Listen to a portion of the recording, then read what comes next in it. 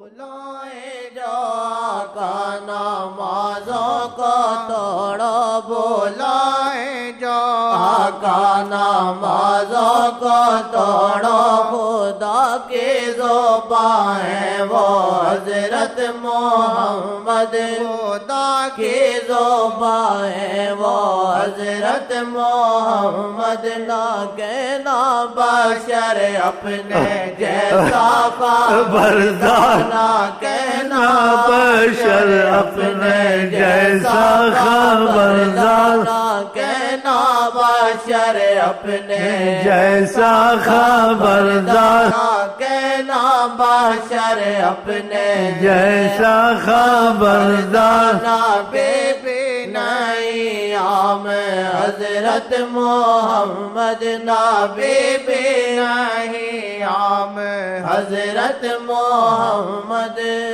جب چاہیں فلک برسائے، تمہارے جیسے تھے، تمہارے جیسے تھے، تم جب چاہو بادل برسا سکتے ہو۔ آپ چلتے تھے، بادل خود سایہ کر کے ساتھ چلتا تھا۔ اس میسرہ نے آ کے حضرت خدیجہ کو کہا، میں ان کے ساتھ سفر میں گیا تجارت میں نے عجائبات دیکھے۔ اگر دھوپ سامنے کی ہوتی تھی، ٹہنیاں پیچھے سے خود مڑ کے سامنے آتی تھی، کہاں ایسے کسی کے لیے ہوتا۔ اور جب تک دھوپ ہوتی تھی، بادل دھوپ میں آپ کے ساتھ چلتا تھا۔ بتاؤ، سوچنا چاہیے، سوچنا چاہیے ہم کتنے خوش قسمت ہیں، ان کی امتی ہیں، ہم کو رعایتیں دی گئی ہیں۔ پہلی امتوں کے قانون میں، شریعت میں بڑی سختیاں تھیں، پوچھو علماء سے، اور ہماری شریعت میں بڑی نرمیاں اور رکھی گئی ہیں۔ حضرت محمد کا امتی سمجھ کر شکر کرنا چاہیے۔ جب چاہے فلک برسائے،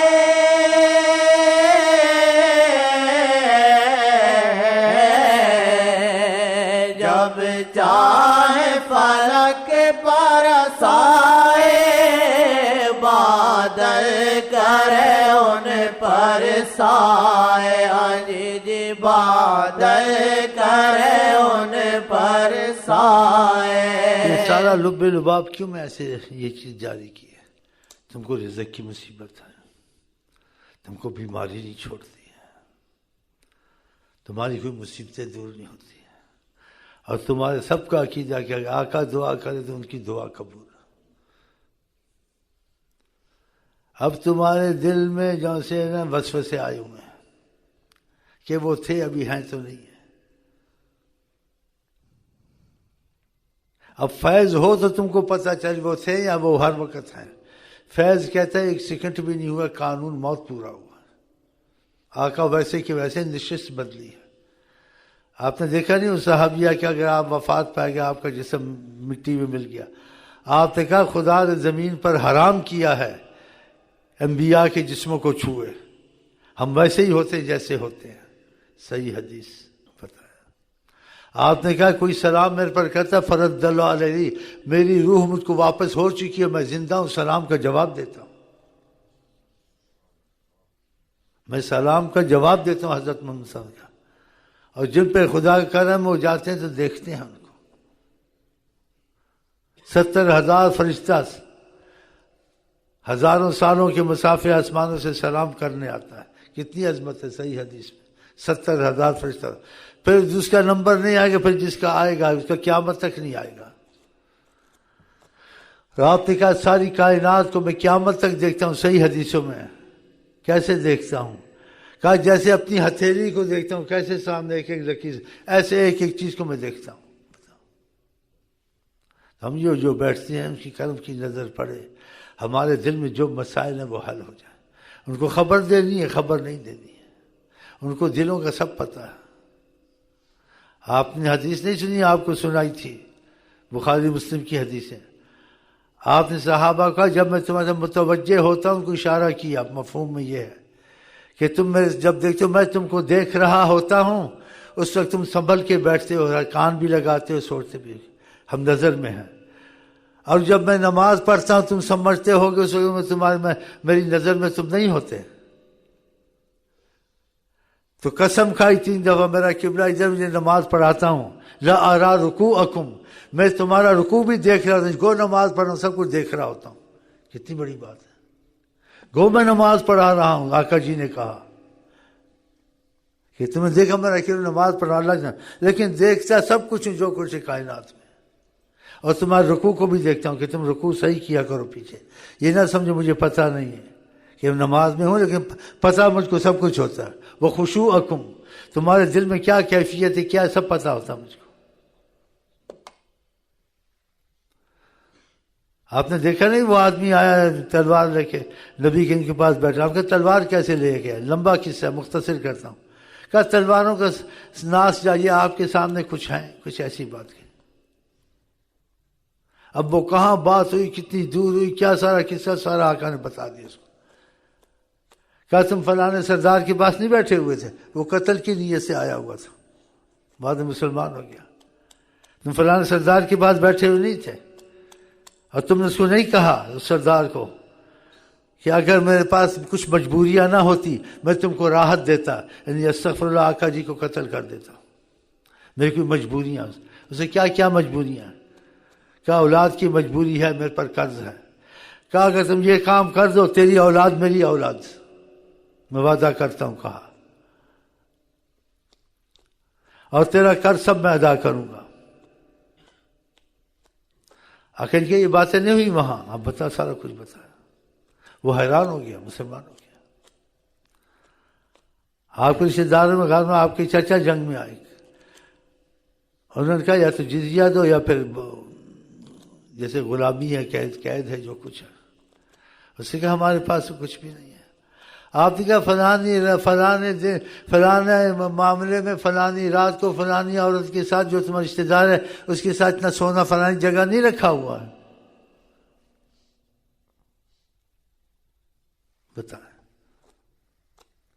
اب لکھنے والے لکھے جیسے جو سمجھ آئے، آقا کو دیوار کے پیچھے کا پتہ نہیں تھا، ان کو معافی ہے، ان کی سمجھ میں آتا ہے، کیونکہ حدیث میں آیا ہے نا، آقا جی نے کیا قتل کی، انہوں نے سازش کی، آقا جی کو بلایا، دعوت، ان کے یہاں بیٹھیں گے، پیچھے سے چکی کا پاٹ اوپر پھینک دیں گے، آقا جی استغفر اللہ۔ آپ وہاں جا کے بیٹھے، پھر اٹھ کے ذرا دوسری جگہ بیٹھ گئے، اور فرمایا جو ساتھ تھے، جبریل آیا میرے پاس، اس نے کہا یہ کچھ ایسے ان کی نیت ہے، آپ اس طرف بیٹھ جائیں۔ اب حدیث میں ظاہر تو ایسا ہی ہے جس نے دیکھا، لیکن وہ سمجھا نہیں۔ اس نے کہا نبی کریم صلی اللہ علیہ وسلم کو جبریل نے خبر دی کہ یہاں نہ بیٹھے، ادھر ہو جائیں، ورنہ آقا کو دیوار کے پیچھے کا پتہ نہیں، دیوار کے پیچھے سے وہ پاٹ گراتے۔ تو اسے صحیح لکھا جیسے کہ سمجھ میں آیا، لیکن اس کو سمجھ نہیں آئی۔ دیوار کے پیچھے کا آپ کو پتہ نہیں تھا، وہ جو عورت نے سونا سے چھپایا تھا اندھیرے میں، وہ پتہ تھا، وہ کیسے پتہ تھا؟ جس کو وہ پتہ پھر دیوار کے پیچھے کا پتہ نہیں ہوتا۔ اس نے قتل کی تلوار لے کے، آپ نے کہا تمہیں فلاں سے بات نہیں کی تھی میرے قتل وغیرہ کی، کہ میں ذمہ داری لیتا ہوں تمہاری اولاد کی، اور کہتے ہو کہ میں تم کو ماننے آیا ہوں، بتائیں۔ آپ نے کہا جیسے میں اندھیرے میں دیکھتا ہوں ایسے روشنی میں بھی دیکھتا ہوں، ایسے اندھیرے میں دیکھتا ہوں، اور پیچھے بھی دیکھتا ہوں، یہ سب حدیث میں آیا ہوا۔ اب یہ سب آپ کو پتہ تھا، دیوار کے پیچھے کا پتہ نہیں تھا، تو غلط فہمی ہو جاتی ہے، آقا جی معاف کر دیتے ہیں۔ آپ نے کہا میں نماز پڑھاتا ہوں، قسم کھائی صحیح حدیثوں میں، تم رکوع کا خیال کرو، دل میں بھی خدا کی طرف توجہ کیا کرو، لا ارا رکوعکم خشوعکم، تمہارے رکوع سے بھی باخبر ہوتا ہوں، تمہارے خشوع دل میں کیفیت کیا وہ بھی جانتا ہوں، بتاؤ دل کی کیفیت، رکوع جانتے ہیں، نماز پڑھانا، دیوار کے پیچھے کا پتہ نہیں تھا۔ تو انسان بڑے بڑے چپ ہو جائے، لکھ دیا انہوں نے جی دیوار کے پیچھے کا پتہ نہیں تھا۔ کہتے کہ عالم تو تھوڑا بہت، اس نے کہا اختلاف میں نہیں پڑھنا چاہیے، جو چیز اختلاف میں اس کو چھوڑ دینا چاہیے۔ وہ آدمی اللہ کی رحمت میں رہتا ہے، اختلاف سے انسان بے ادب ہو جاتا ہے، یا اختلاف سے آدمی، اور قرآن میں بھی اختلاف ہو جائے چیز کو چھوڑ دو، اس میں مت پڑھو۔ حدیث میں پہلی امت ہلاک ہوئی اختلاف کی وجہ سے، بحث کرنا، جو بات بحث میں آئے شریعت میں منع ہے اس میں بحث کرنا، اس کو چھوڑ دیں۔ تو وہ عالم تھا، کہتے طریقت میں داخل ہوا، لیکن اس نے احتیاط کی، اس کا جو چیز واضح ہے قرآن سے مان لوں گا، جو واضح نہیں ہے واللہ عالم. کتنی اچھی بات. اس کے اس ادب سے اس کو حضرت محمد مصطفیٰ کی زیارت نصیب ہوئی، زیارت نصیب. اور جو کہتے ہیں طریقت والے کہ آقا جی سے کوئی بات کرنی بہت مشکل ہے، جو ہوتا ہے اگر بتا دیتے ہیں یا خاموش رہتے ہیں، آدمی بول نہیں سکتا. تو کہتے اس عالم نے دل میں رکھا کہ وہ بھی اتنے عالم تھے، ان کو بھی کتب عالم کہتے تھے، غوث کہتے تھے. کہ اس نے اپنی کتاب میں جو لکھا کہ دیوار کے پیچھے نہیں پتا تھا، اور آقا کو اتنا کچھ پتا ہے. دل میں کہہ رہا تھا. کہتے ہیں آقا جی اس کی طرف دیکھا ایسے، سبحان اللہ، ادب کیا نا، تو آقا نے ان کو بتایا. آقا جی نے کہا ان کی سمجھ میں ایسے آیا ہے، حدیث کو سمجھے ایسے ہیں. اور دوسرا جملہ ایسا فرمایا، آقا جی نے قرآن کیا بیان میں مجھ کو خدا نے کمال دیا ہے، بیان میں مجھ کو کمال دیا ہے. آقا جی نے کہا جس کا مفہوم کہا ان کی سمجھ میں ایسے آیا ہے. وہاں دیوار تو تھی ہی نہیں کہ ہمارے سامنے دیواریں ہوتی ہیں، ہم دلوں کے راز کو جانتے ہیں، اور مشرق میں بات کرتے ہیں ہم کو پتا ہوتا ہے، مغرب میں ہوتا ہے ہم کو پتا ہوتا ہے. یہ جو قرآن میں کہا میں غیب نہیں جانتا ہوں، تو غیب آپ تو نہیں جانتے کہ اللہ بتاتا ہے، وہ تو جانتے ہیں جو اللہ بتاتا ہے. تو اس سے ایسی چیزوں میں نہیں پڑھنا چاہیے. تو اس سے لب لباب کیا ہے کہ میں آپ کو اختلاف میں نہیں ڈالنا چاہتا، اختلاف میں پڑھے مجھے لب لباب یا آقا جی کو ہر چیز کا پتہ ہے. جب رکوع خشوع تمہارا خشوع ہے وہ ساتھ ساتھ ہے. اور کیا قیامت تک ساری دنیا کو جیسے میری ہتھیلی ہے، اگر آپ خدا رسول کی طاعت میں اپنا دل لگا لیں، ہاں جی، نماز جماعت کی آگے پیچھے نہیں ہو سکتی انشاءاللہ. کیوں آقا جی گھروں کو آگ لگا دوں جو جماعت سے نماز نہیں پڑھتے. آقا جی جس چیز سے ناراض وہ کام آپ نہیں کرتے، اور جس چیز سے راضی اس کاموں کو کرتے ہیں. آپ نے نیت یہ کر لی ہے، ہاں جی، دیکھنا خدا کی قسم آپ کے سارے کام دین دنیا کے ہونے شروع ہو جائیں گے. جب یہ نیت رکھو گے آپ حیران ہو جاؤ گے. اگر آپ کو میرا مطلب کیا، آپ کو ہر چیز کی خبر ہے، آپ حیات النبی ہیں. اور جو اہل طریقت ہیں فیض ہوا ہے، فیض میں وہ کہتے تھے نہ کہو وہ ہر وقت ہیں، اور رحمت للعالمین ہیں. اور انہوں نے خود کہا ہے سرکار نے، ساری کائنات کو قیامت تک میں دیکھتا ہوں جیسے میری ہتھیلی ہے. پھر آقا کی بات کو غلط سمجھنا چاہیے؟ نہیں سمجھ. جب انہوں نے کہا میں دیکھتا ہوں تو ہم نے آمنا صدقنا کر. نماز پڑھاتے تھے کہا میں سب باخبر ہوں، تمہارے دل کس کے معاملے سے ٹھیک ہے. تو ہمارے دل میں نیت اچھی ہے نہیں اچھی سب ان کو خبر ہے. تو آپ چاہتے ہیں آپ کی دنیا آخرت کی مصیبتیں دور ہوں، تو خدا وسیلے سے دور کرتا ہے. سب سے بڑا نبی کا وسیلہ دنیا آخرت کی آپ کی مصیبتیں دور ہو سکتی ہیں اگر آپ غلام مصطفیٰ دل سے بن گئے.